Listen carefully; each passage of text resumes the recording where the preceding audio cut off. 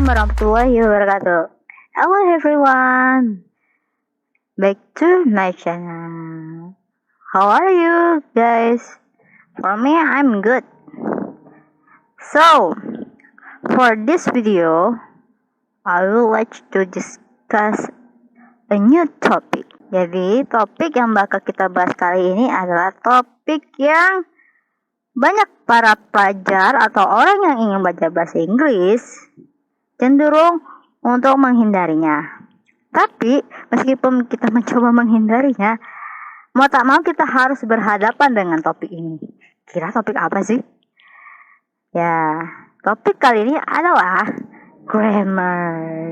Nah, sudah tahu kan grammar gimana? Ya, udah tahu dong grammar. Apalagi nih, pas di sekolahnya harus pernah dulu hafal 16 sintesis. Harus dihafal tuh. Ini harus berubah jadi ini. Lalu kata kerjanya harus berubah jadi seperti ini. Wah, beribet gitu kan. Jadi ketika didengar kata grammar jadi, ini mah sulit. Juga harus mesti dihafal nih sintesisnya. Atau dikenal rumusnya. Tuh, kayak MTK itu kan. Harus pakai rumus, dihafal lagi. Kemudian gara-gara kebiasaan harus ngapa rumus, ini harus berurutan, ini harus ini duluan, kata ini harus duluan, kata ini belakangan, kata ini harus diikuti seperti ini. Efeknya adalah di speaking kita jadi kaku. Kenapa kaku? Kita kayak mikir dulu nih, tuh ini kalau pakai I setelahnya apa ya, terus kalau kata kerjanya she, dia berubahnya jadi apa, jadi mikir dulu gitu, nggak bisa cepat-cepat gitu. Tambah lagi, takut salah nih. Tuh, grammarnya salah gimana ya? Tuh, bisa kurang nih. Jadi banyak banget konflik ketika belajar grammar ini. Nah, but guys, don't worry. Grammar itu memang sekilas seperti hal yang ingin memakan kita hidup-hidup gitu. But if we learn from step by step, it easy. Dan juga bagi yang ingin belajar bahasa Inggris, mau tak mau memang harus menghadapi grammar ini. Terutama bagi kamu yang sedang menempuh pendidikan, pastinya ada membuat sebuah seperti artikel, esai dalam bahasa Inggris. Jadi kalau di academic purposes, kalian mau tak mau memang menghasilkan karya dalam bahasa Inggris itu harus sesuai dengan grammarnya. Tapi kalau sehari-hari, ya nggak mesti gitu. Jadi sebenarnya kita cari tahu dulu nih. Kata orang, gak kenal maka tak sayang. Jadi kita kenalan dulu nih sama grammar dulu. Jangan langsung blok sintesis, jangan. Jadi kita mulai dari grammar itu apa sih? So, grammar is the system that is built up by words, all with their own meaning and placed within a sentence. Jadi grammar itu merupakan struktur penyusunan kalimat. Dan kalimat tersebut terdiri dari beberapa kata. Dan kata-kata tersebut menghasilkan suatu makna dalam kalimat itu. Jadi jatuhnya adalah Jadi grammar itu adalah struktur dalam menyusun kalimat agar kalimat tersebut memiliki makna.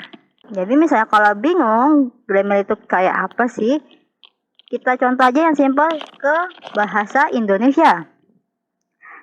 Kalian sudah tahu kan kalau Indonesia ada dikenal nama SPOK, subjek, predikat, objek, dan keterangan. Nah begitu juga sama bahasa Inggris. Jadi nggak usah istilahnya ya nggak beda-beda amat lah, cuma beda bahasa doang. Jadi nggak perlu takut banget kalau mau belajar grammar. Sebelum menyusun kalimat kita mesti tahu dulu nih apa-apa aja sih kata-kata yang bisa menyusun sebuah kalimat. Di dalam struktur bahasa Inggris itu bagian-bagian kata tersebut disebut dengan part of speech. Ini terdiri 8 section atau 8 jenis.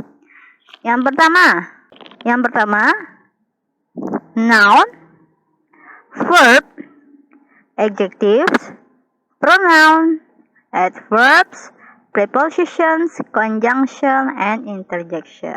Jadi kita bakalan kenalan dulu nih sama 8 posisi kata-kata dalam grammar. Noun.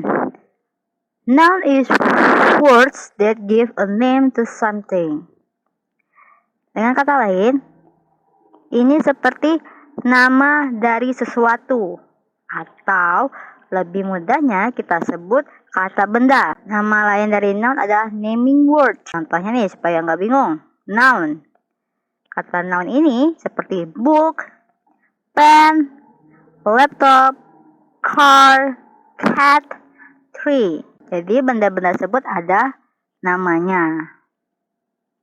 Oke, lanjut ke verb. Verb is word that describe an action. Atau dengan kata lain, mendeskripsikan sesuatu aksi atau kegiatan. Dengan kata lain, doing words. Kata kerja. Contohnya apa nih kalau verb? Walk, run, watch, type, sit, sleep. Next, adjectives are words that add description to something. Kata-kata yang digunakan untuk mendeskripsikan sesuatu atau disebut describing words, atau dalam bahasa Indonesianya adalah kata sifat. Seperti pretty, big, clever, small, long, lazy.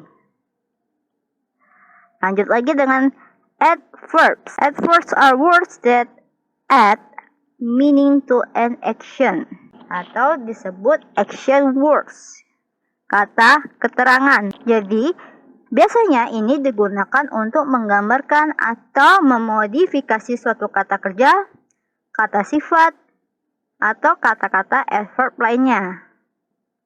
Tapi ingat, kata keterangan tidak pernah mendeskripsikan suatu kata benda atau noun.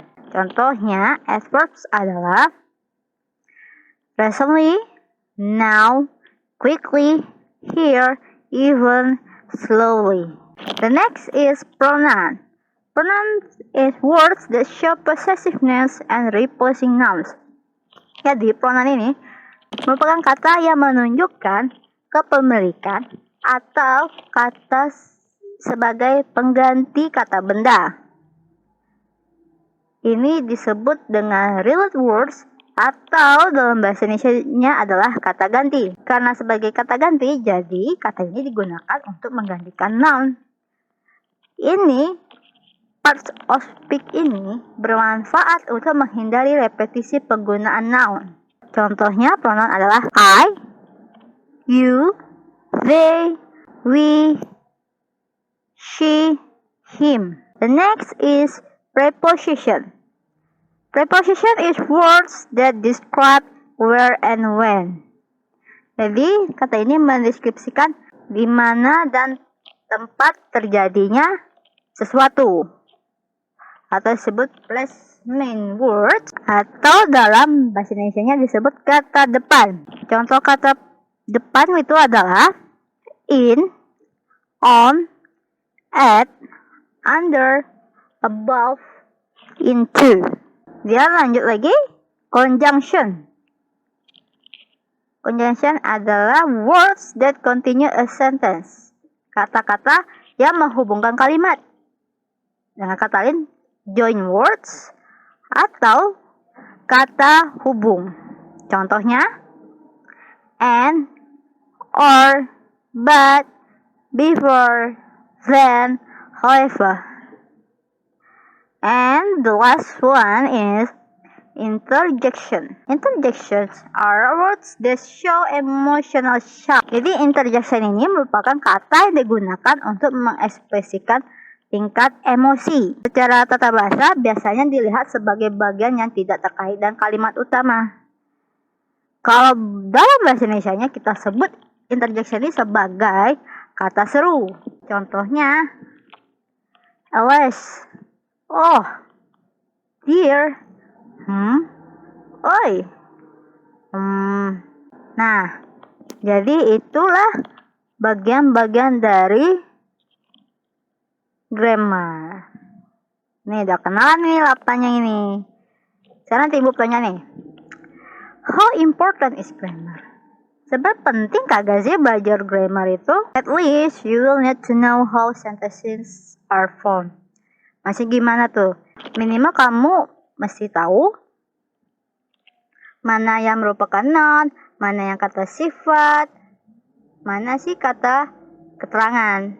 Sama seperti kata bahasa Indonesia, gak sembarang nyusun kata. Misalnya, kalau kita nggak tahu grammar, misalnya ya aturan nih kata ini dipakai sebagai sifat, atau kita pakai sebagai noun.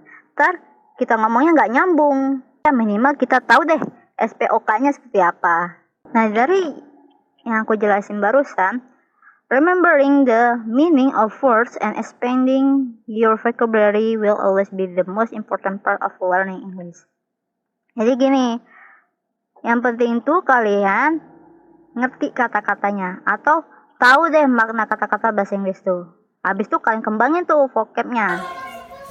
Misalnya dari kata lari itu bisa kamu kembangin kata-katanya jadi apa. Jadi yang perlu dikembangin itu adalah penguasaan kosakata.